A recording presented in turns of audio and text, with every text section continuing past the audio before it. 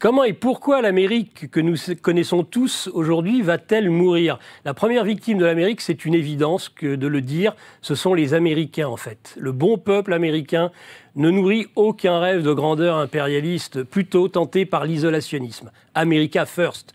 Trump, le républicain, est le représentant de la nation, tandis qu'Harris, la démocrate, est la candidate de l'Empire. Conservateurs et néoconservateurs s'opposent sur à peu près tout. L'état sanitaire de l'Amérique est déplorable. Il annonce, comme en son temps pour l'Empire romain, la disparition de l'hégémonie américaine. Vous êtes sur Géopolitique profonde et on revient tout de suite après cela.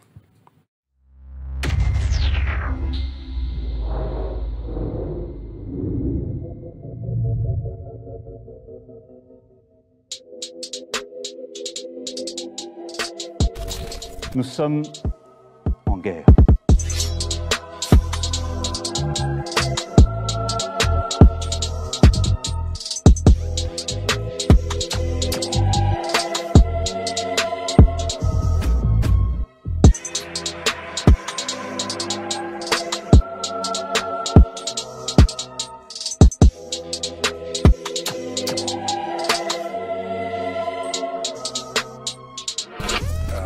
Il ne faut pas avoir peur.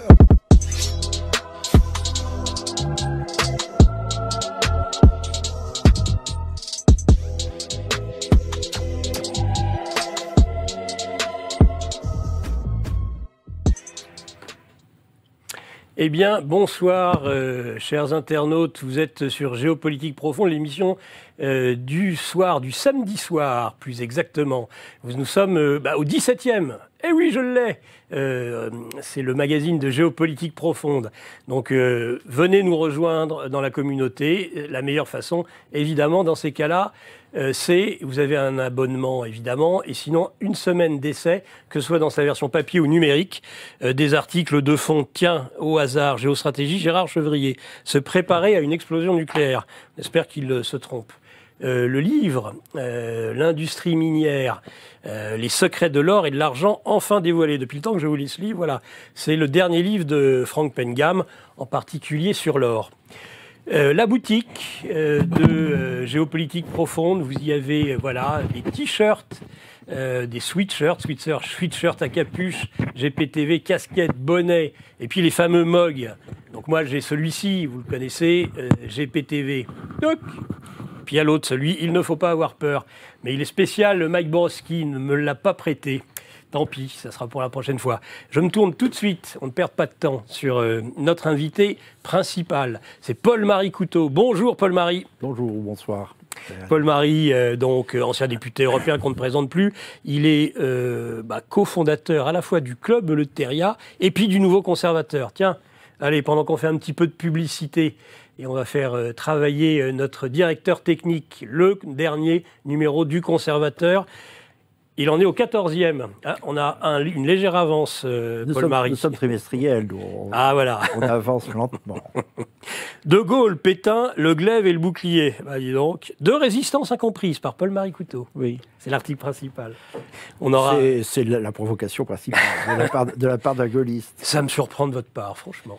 Oui, mais De Gaulle était moins sur ce point gaulliste que les gaullistes. Enfin, beaucoup moins. Il était très provocateur, en tout cas, pour le coup. C'était un rebelle, déjà. Non, mais je veux dire qu'il a admis à plusieurs reprises, et nous l'établissons dans ce numéro, je crois que ce n'est pas le sujet d'aujourd'hui, encore que ce ne soit pas sans lien, que l'armistice était inévitable et que finalement profitable. Et comme il a dit un soir à Londres de 41 à son fils, l'amiral de Gaulle, décédé il y a quelques mois, encore heureux que le père Pétain était là. Encore heureux que le père Pétain était là. Mais bon, et l'Amérique, tiens, l'Amérique d'ailleurs, elle n'était pas très très claire, en tout cas l'Empire américain, entre il était très clair. De Gaulle et... Oui, mais enfin l'histoire ne Il retiendra voulait pas. déjà l'effondrement de l'Europe, l'Empire américain, et la guerre l'arrangeait beaucoup. Donc vous voyez qu'il y a un lien. Donc est-ce que on va très rapidement, et puis après on passera à l'entretien impertinent, et on va faire donc un rapide tour de plateau. On va parler donc de l'Amérique ce soir. On est à quelques jours maintenant, à 4 jours des résultats, on espère en tout cas que les résultats arriveront vite, de l'élection américaine. C'est douteux. Hein. On va voir. Ah bah alors, je me méfie parce que les pronostics de Paul-Marie Coutan, en général, sont excellents. On rappelle qu'il avait prévu qu'il n'y ait pas de gouvernement pendant plus de 3 mois. C'est malheureusement ce qui est arrivé cet été. Alors, je ne vous demanderai pas un pronostic, Paul-Marie. En tout cas, vous pouvez en donner un si vous le souhaitez. Mais plutôt votre connaissance profonde des États-Unis d'Amérique. Vous y avez, je crois, vécu. Oui. Donc, pas de pronostic. Je souhaite ardemment la victoire de Kamala Harris. De Kamala Harris. Ah oui. Je dirais pourquoi, si vous voulez. Ah oui. J'ai peur que Trump l'emporte. Quelle déception.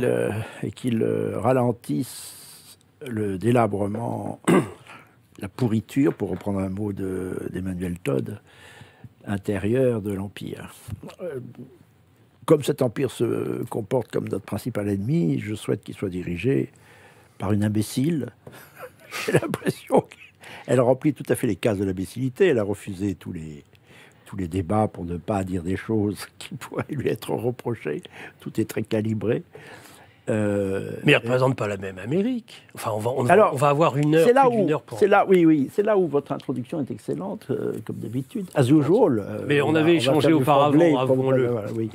Entre la nation et l'Empire. Je considère, en effet, c'est le fruit d'une conversation précédente entre vous et moi, que c'est pas tant les Américains qui sont les premières victimes de l'Empire américain, c'est la nation américaine, comme vous l'avez établi. C'est-à-dire, au fond, des gens qui ne sont pas nécessairement des va-t-en-guerre, pour qui l'Empire est d'abord source d'impôts, taxes, très lourdes. Ça les obsède, les Américains, parce qu'il faut dire que c'est un peuple très sympathique à certains égards, et pas du tout à certains autres. J'y ai vécu, en effet, vous le rappeliez, à l'époque où j'étais la plume de Boutros-Ghali, c'est-à-dire entre 91 et 93, ça a duré 2 ans. Et c'était New York, c'était pas les États-Unis, mais j'ai beaucoup voyagé, j'ai des parents en Floride, et on peut dire que c'est parmi les 2 années les plus agréables que j'ai vécues, parce que quand vous êtes aux États-Unis, que vous avez une fonction très excitante, alors, justement, de défense de la France et du français. Je parlais tout le temps français, moi, à New York, enfin, à l'ONU et même en ville. De toute façon, vous êtes un défenseur de la francophonie. Même en ville, parce que les gens convenables à New York, il y en a plus à New York qu'ailleurs aux États-Unis, parlent français. Et c'est vrai que les États-Unis sont des compagnons souvent agréables. Ils ont l'esprit pratique très développé. Les choses marchent bien, mieux que dans certains États d'Europe, y compris d'autres, avec une espèce d'obsession quand même du calcul, je dirais, très héritier de l'utilitarisme des Lumières anglo-saxonnes, c'est-à-dire la tête fonctionne toujours, et hélas, cette pourriture morale dégouline jusqu'à la France et aux Français. Elle ruisselle. Elle ruisselle dans beaucoup de cerveaux. Il faut d'ailleurs faire un exercice pour s'en déprendre nous-mêmes. Le calcul a remplacé la vie intérieure. C'est sûr. Je suis ravi de retrouver mon vieil ami, enfin il n'est pas si vieux que ça, François Martin. J'ai adoré ses 2 livres. Le premier... On va le présenter, Paul-Marie. Je ne vais pas le faire. Et dans le second, celui qui vient de paraître... La grande fracture, le temps des fractures. François Martin fait grand cas du discours d'Harvard, dit le déclin du courage. Ça, c'est le point central. C'est pas simplement le déclin du courage, c'est le déclin de la valeur morale. Et tout est remplacé, et de la vie intérieure. Et de la vie religieuse et de la vie spirituelle. Tout est remplacé dans ce pays et dans la tête des habitants des États-Unis d'Amérique. Je n'aime pas dire américains, parce que les Chiliens, ils sont américains aussi, donc pourquoi les embarquerions-nous, alors que ce sont des Latins, dans cette pauvre périssoire saoule qu'est les États-Unis, que sont les États-Unis. Ils ont remplacé le nombre par le chiffre. Donc la vie intérieure. Non, le nombre. Le nombre, c'est pas pareil que le chiffre. Certes, enfin, c'est pas tant le nombre, c'est la vie spirituelle, remplacée par le calcul permanent des intérêts matériels. Je vais dans ce magasin parce que c'est moins cher. Ou alors, j'ai même vu quelqu'un calculer le prix de transport nécessaire pour... et le coût du transport nécessaire pour gagner 1 ou 2 dollars. Alors si le coût l'emporte sur les 2 dollars, enfin bref, c'est des mécaniques permanentes de matérialisme pur et simple où on maximalise les profits et on minimalise les pertes et finalement on ne profite pas de la vie. J'ai même entendu un Américain me dire « je préfère ne pas tomber amoureux, c'est très mauvais pour ma carrière ». Mais je trouve ça dingue. Merci Paul-Marie. On va revenir vers vous tout de suite. J'aimerais qu'on puisse déjà saluer. Il nous écoute, il nous entend, il est en distanciel, c'est très rare en général. Il est dans le studio. François Martin, bienvenue François dans cette émission du samedi soir. Que je n'entends pas François. Alors ça c'est assez ennuyeux. Il faudra me mettre en... Alors je ne l'entends pas. Moi non plus. Du tout. Et ni l'un ni l'autre, nous ne l'entendons. Ce qui est tout de même ennuyeux. En effet, eh bien, on va tout de suite, on est obligé, Paul-Marie, de commencer tout de suite l'entretien impertinent. Et puis, on espère bien le retrouver d'ici quelques 10 minutes, un quart d'heure. Vous savez, je suis son porte-parole. On va voir. Paul-Marie, donc cette Amérique, alors en introduction je disais cette Amérique qui va mourir, c'est peut-être un peu excessif, en tout cas certains l'imagineraient un peu excessif. Pas l'Amérique, les États-Unis. Alors les États-Unis d'Amérique. J'aurais envie de poser une première question par rapport à ça. Quelle est la première victime de l'oncle Sam? Est-ce que c'est des États-Unis? Est-ce que, comme c'est le cas pour certaines religions par exemple, est-ce que c'est le peuple américain lui-même? Oui, la nation américaine, d'une certaine façon, parce qu'elle est ruinée lentement et elle est, oui, je reprends l'expression de Todd, pourrie par cette espèce de tension permanente que la superstructure, on parle d'État profond, de superstructure impériale, fait subir à l'ensemble de ce pays. Il faut faire attention à ne pas trop distinguer les cosmogonies non plus, parce que c'est justement parce que, ça ce point est très important, la nation américaine est dénuée de spiritualité et même de religion. Je peux m'expliquer là-dessus. Pour moi, le protestantisme n'est pas du tout... Enfin, tout au moins, le protestantisme anglo-saxon. Ouais. Il y a un vieux protestantisme... L'anglicanisme, Calvin, Luther, c'est autre chose. Oui, c'est ça. Un vieux protestantisme européen, luthérien, qui est même... Encore que, vous savez... Regardez, aujourd'hui, nous sommes à la Toussaint. Je peux faire une parenthèse qui illustre. Faites une parenthèse, parce qu'après, on va pouvoir saluer François Martin. Ou alors, on le salue, il est là. Alors, attendez, allez-y. Parenthèse. Allez, ouvrez-la et fermez-la. Allez-y. Aujourd'hui, nous sommes tellement victimes de l'impérialisme anglo-saxon que j'entendais ça encore tout à l'heure sur une radio du service public. C'est supposé la Toussaint être maintenant la fête des morts. Ah non, c'est le lendemain. Mais peu importe. Bah, si. C'est la fête des saints aujourd'hui et la fête demain. Non. Des morts. Ah, si. Le 2 novembre. Non. Oui, c'est la commémoration des morts, mais c'est surtout la célébration de la vie éternelle pour les catholiques et pour les orthodoxes, qui eux sont beaucoup plus proches d'ailleurs. Le protestantisme, par exemple, coupe beaucoup l'humanité de la conscience de l'invisible, remplacer les anges, par exemple, remplacés par les fantômes. C'est autre chose, un fantôme. Ah, mais ça le n'a rien à fantôme voir. n'appartient pas à la transcendance. L'ange, oui. Vous comprenez ? Et c'est un peuple dénué de transcendance. Célébrer les morts et célébrer la vie éternelle, c'est pas du tout la même chose, c'est même l'inverse, vous comprenez ? C'est sûr. Et on le voit partout d'ailleurs aujourd'hui, on célèbre beaucoup plus les anniversaires qu'on ne célèbre les fêtes. Or la fête, c'est la fête de notre saint. C'est à nouveau ce qui nous rapporte à l'éternité, c'est-à-dire une transcendance, alors que l'anniversaire, c'est ce qui nous rapproche de la mort, c'est quelque chose de beaucoup plus... Bref, on le voit partout, ce matérialisme-là. Et ce matérialisme-là est un germe de pourriture, je reprends encore ce mot, qui est en train d'emporter la société états-unienne dans son ensemble. Le problème, c'est qu'elle n'emporte pas l'Europe et singulièrement pas la France. Je pense d'ailleurs que la France... est un pays européen, c'est une chose entendue, mais pas un pays occidental. C'est même un pays civilisation pour certains. Et je pense même qu'on peut nier le fait qu'il existe une civilisation européenne. Parce que comme disait Malraux, une civilisation, c'est une religion et tout ce qu'il y a autour. La religion aux États-Unis, je la vois mal. Elle se dit protestante, mais il faut lire un excellent livre de Jean-François Colosimo, directeur des éditions, excellente direction du CERF et Grand Esprit. Alors on diverge en ce moment sur la lecture. Sur la Russie, un petit peu, j'imagine. Peu importe, ces livres sont foudroyants d'intelligence. Et il a écrit un livre qui s'appelle Dieu américain, où il établit peut-être l'essentiel. C'est que pour les États-Unis, dans la cosmogonie états-unienne, la religion n'est que la célébration de l'Amérique. C'est-à-dire une immanence, pas du tout une transcendance.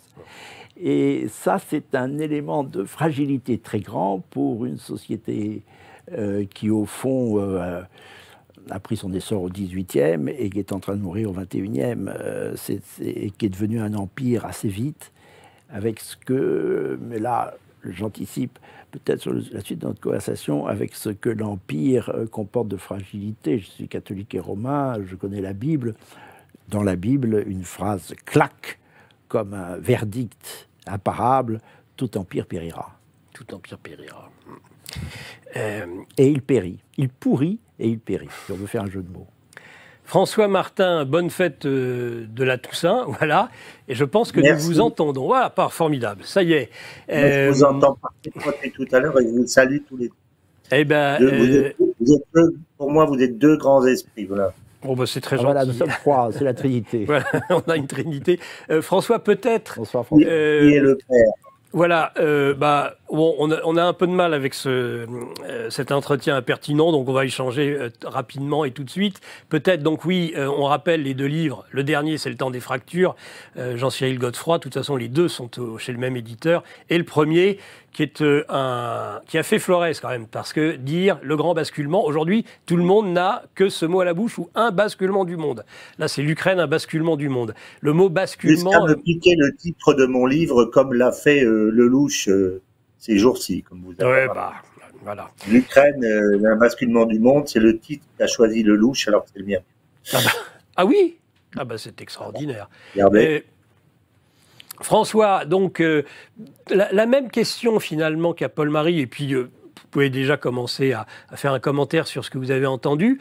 Vous êtes quelqu'un qui avait parcouru le monde, c'est un de ces éléments qu'on apprécie particulièrement chez vous, ce côté incarné, vous expérimentez l'expérience, vous avez fait l'expérience de ce dont vous parlez. Pour moi, ça c'est essentiel. Paul-Marie nous l'a dit, il a vécu 2 ans aux États-Unis. Vous connaissez bien aussi l'Amérique, les États-Unis d'Amérique ? Je ne connais pas très bien les États-Unis. C'est pas le pays que je connais le mieux au monde.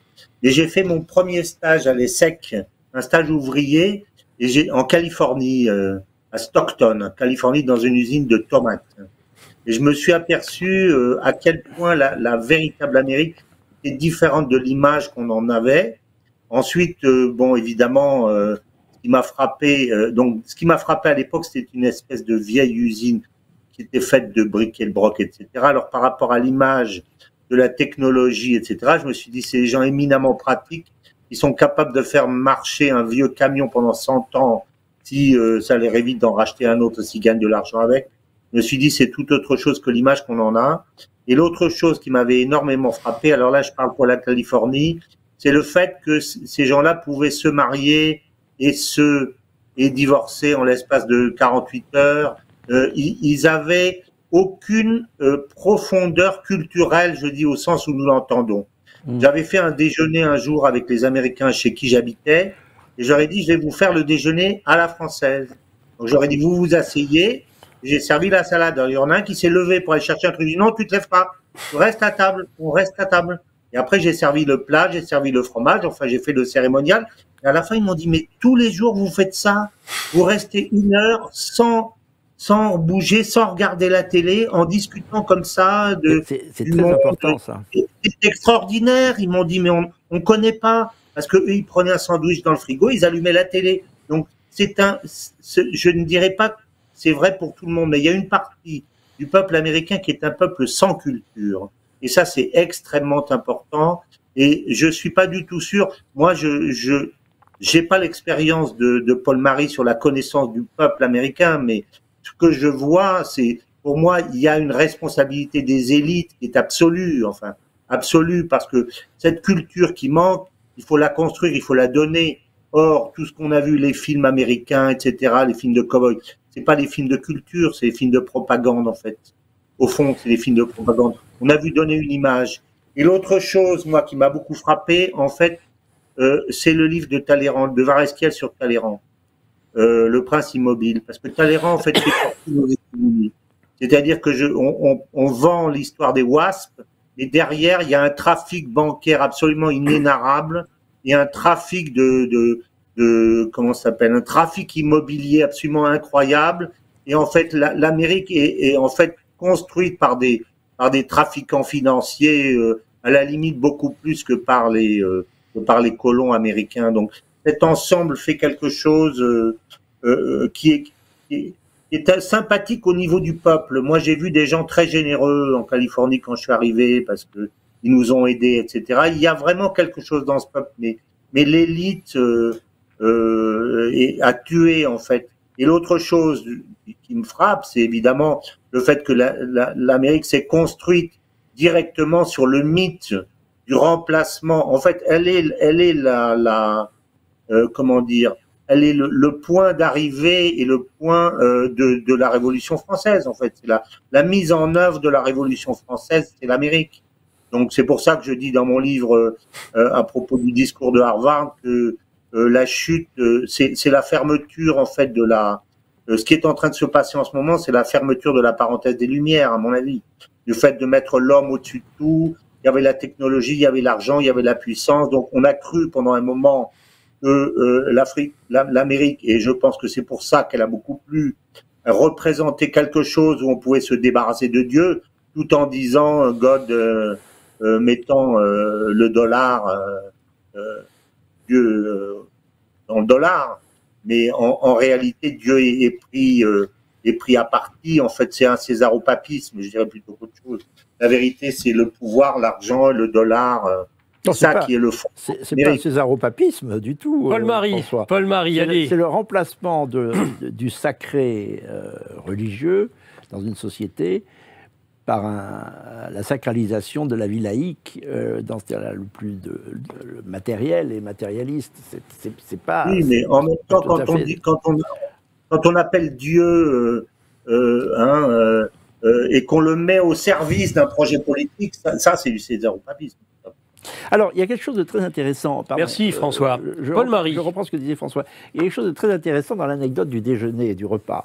C'est un peu ce que je disais, il ne faut pas tomber amoureux parce que quand on est amoureux, on perd du temps et donc on perd du temps dans sa carrière. Bon. Et le temps, c'est de l'argent. Et voilà. Et les repas, c'est de l'argent aussi. Vous passez plus d'une heure chaque jour. À ne rien faire. Oui. Mais alors, ce qui est très amusant, François, ce qui est très amusant, c'est terrible, c'est que cette polarisation sur le profit qui règle les vies de l'aube au crépuscule finit par être une telle faiblesse que, principalement, de quoi meurt le peuple américain, c'est justement de son absence de diététique. Vous savez, c'est un peu comme les Romains qui ont été victimes du plomb. Le corps est un sujet politique. Oui. On est en train de le voir avec l'émergence des questions de santé. On le voit parfaitement aux États-Unis. Et si quelqu'un en a rendu compte, c'est quelqu'un que j'estime beaucoup, c'est Robert Kennedy Jr., qui a fait dans un discours remarquable, j'invite tout. Mais alors, vous ne voulez pas qu'il soit ministre? Attendez, je parle de l'avocat, là. Oui, Robert Kennedy Jr. Ben, il le sera peut-être si Trump gagne. Oui, mais je croyais que vous n'étiez pas pour lui. Bon, c'est une boutade.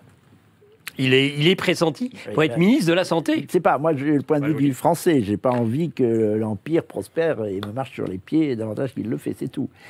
Donc j'ai envie qu'il s'écroule, cet Empire. Mais il s'écroule de toute façon, parce que qu'il soit ministre ou pas, Kennedy Jr. a magnifiquement établi dans ce discours dont je parlais, donc c'est un discours du 23 août dernier, que j'invite tout le monde à regarder, la faiblesse particulièrement marquée, mais elle vient aussi en Europe, hélas, de la santé des Américains. Problème sanitaire à la fois sur la diététique et la drogue. Il y a tous les côtés. Bon, la drogue, maintenant, c'est plus que c'est. Des zombies. Attendez. Allez-y. Oui, je vous laisse. Laissez-moi développer ce que j'étais en train de dire. La drogue, vous savez, vous achetez n'importe quoi dans un supermarché, c'est rempli de produits qui peuvent être assimilés à de la drogue. Le sucre, c'est de la drogue. Et le sucre, il y en a partout. Et c'est du poison violent. Bon, les drogues aussi, si vous voulez, mais c'est pareil. La malbouffe, comme on l'a dit en France un certain temps, aux États-Unis, a provoqué un nombre incalculable de déséquilibres physiques. Le diabète, par exemple, je crois qu'il a atteint 35% à peu près, plus du tiers de la population aux États-Unis est atteinte de diabète. Ça a un effet politique, évidemment. Je ne sais plus qui remarquait que la faiblesse des armées américaines tient bien des sujets, bien des causes intéressantes d'ailleurs, mais principalement au fait qu'on n'arrive plus à recruter, l'armée de terre américaine n'arrive plus à recruter des fantassins capables de marcher. Alors, un fantassin, il doit marcher. Hein, d'abord parce qu'ils ont un harnachement terrible, mais aussi parce qu'ils ne savent plus marcher. Ils prennent leur voiture dès qu'il s'agit de faire 300 mètres, j'ai vu ça, pour aller acheter une Coca-Cola. Il n'y a rien de pire. Et des frites au McDonald's. Oui, qui sont appelées French. Oui. Bon, enfin. Et nous, on pense qu'elles viennent de Belgique. Chacun se renvoie, ça s'appelle la patate chaude. C'est exactement ça, Nicolas. Mais vous savez, on ne galège pas, là. Ces sujets-là sont très graves. Je disais que l'armée de terre américaine ne recrute plus de gens capables de marcher, vous vous rendez compte? Enfin, au début, il fallait marcher 10 km, enfin, il y a quelques années. Petit à petit, on a réduit la distance à 5 km. On n'arrive même plus à trouver des gens qui marchent 5 km à pied. Bon, ben, ça, c'est pas sans rapport avec ce que disait François à propos de l'absence de diététique et l'idée qu'on ouvre un réfrigérateur. Moi, j'ai vu ça à New York sans cesse. On vous invite à dîner, mais au fond, il y a des films, il y a des... La mise en scène à la française du repas produit des jeunes calmants. Pas pour rien que, je crois, oui. Parmi les peuples qui comptent le plus de centenaires, il y a le peuple français. Pourquoi? Parce qu'on sait vivre, on sait perdre du temps, on sait ne pas le gagner, fasse le ciel que ce vieux réflexe perdure, et on sait bien boire et bien manger. Voilà. Et à l'origine d'une civilisation, il y a le régime crétois, enfin il y a cette Crète qui a donné le régime crétois qui donne le plus de centenaires. Nous sommes les héritiers de l'huile d'olive et de la Crète. Mais c'est très intéressant cet aspect. J'aurais jamais cru, parce qu'on n'en parle jamais dans les questions politiques, que les questions sanitaires sont si importantes. Il faut adjoindre une autre sorte de drogue, mon cher ami, je vous reprends sur ce mot-là. Mais moi j'adore le sucre. Vous voulez pas l'admettre? Ah oui, mais écoutez, chacun sa cam. Et le blanc, le pire. Chacun sa cam, mon cher ami. Oui, je fuis le sucre. Et le sel, parce que les produits fabriqués industriellement sont pleins de sel, et ça aussi, c'est un poison violent. Mais le point essentiel, c'est la médication extraordinaire à cause de Big Pharma, comme on dit maintenant. Et Kennedy pointe aussi ce sujet. Il a passé sa vie comme avocat à défendre des victimes de la malbouffe et de l'excès de médicaments, des médecins qui payés par derrière par les grandes entreprises et quelquefois des médecins d'hôpitaux, donc on ne sait même pas qui a pris la décision, vous fourguent des listes et des listes et des listes de médicaments qui tuent. Voilà. Et les États-Unis vont mourir, je pense, la population américaine sera dans l'état de la population romaine à la fin de l'Empire. Paul-Marie, peut-être... Maintenant, enfin pire d'ailleurs, excusez-moi, l'état des corps américains, parce que tout ça est fardé par des films, des espèces d'instruments de propagande qui dégueulent de tous nos écrans de télévision avec des corps magnifiques. Mais allez aux États-Unis, ils sont moches, ils sont gros, gras, laids, ce sont des corps avachis. Paul-Marie, j'aimerais qu'on insiste maintenant sur ce point des deux Amériques. Parce qu'il y a quand même deux Amériques, et on a échangé sur ce point. La nation et l'empire, dont chacun d'ailleurs des candidats à ces élections présidentielles sont quand même des représentants. J'aimerais vous entendre développer sur ce point. Oui et non, parce que Kamala Harris annonce ses soutiens de pauvres de pauvres Américains qui sont victimes consentantes, puisqu'ils les soutiennent. Au nom de la démocratie, la grande majorité de la communauté noire, dont une grande majorité est du côté des victimes, vote démocrate par tradition. Donc, c'est une... Mais vous êtes d'accord pour le fait que les Américains, ce bon peuple américain est victime de cet impérialisme? était le premier, je crois, à développer cette opposition entre la nation et l'Empire américain en disant que la nation était victime de l'Empire américain. Mais n'allons pas au-delà, quand même, de ce qui est une représentation essentialiste des choses. Il y a beaucoup de mélange entre les deux. Et le Parti du peuple américain s'est obstiné à poursuivre des chimères. Alors, c'est les chimères impériales, mais aussi la chimère de la liberté, la conception. Le discours d'Harvard, on y revient, de Solzhenitsyn, leur fiche une bonne claque dans la figure. La conception états-unienne de la liberté, héritière, en effet, comme le disait François Martin tout à l'heure, de la cosmogonie des idées nouvelles qui ont donné la Révolution française. C'est une conception dingue de la liberté. La liberté pour les États-Unis, il faut faire attention parce que liberty et freedom, c'est pas la même chose. Et oui, c'est vrai que c'est deux mots. Ben oui, faire tout ce qui vous passe par la tête, c'est pas ça la liberté. Bien sûr. Or, c'est la conception moderne de la liberté qui, hélas, fait des ravages, en particulier dans notre jeunesse. La liberté, ça consiste à être ce que l'on est, c'est-à-dire à trouver son être et à le respecter et le servir non pas pour le fun, puisqu'on parle des États-Unis, je m'autorise à parler franglais. On n'est pas sur Radio Courtoisie, mais quand même. Non pas pour s'éclater, mais pour se servir soi-même. C'est ça la liberté.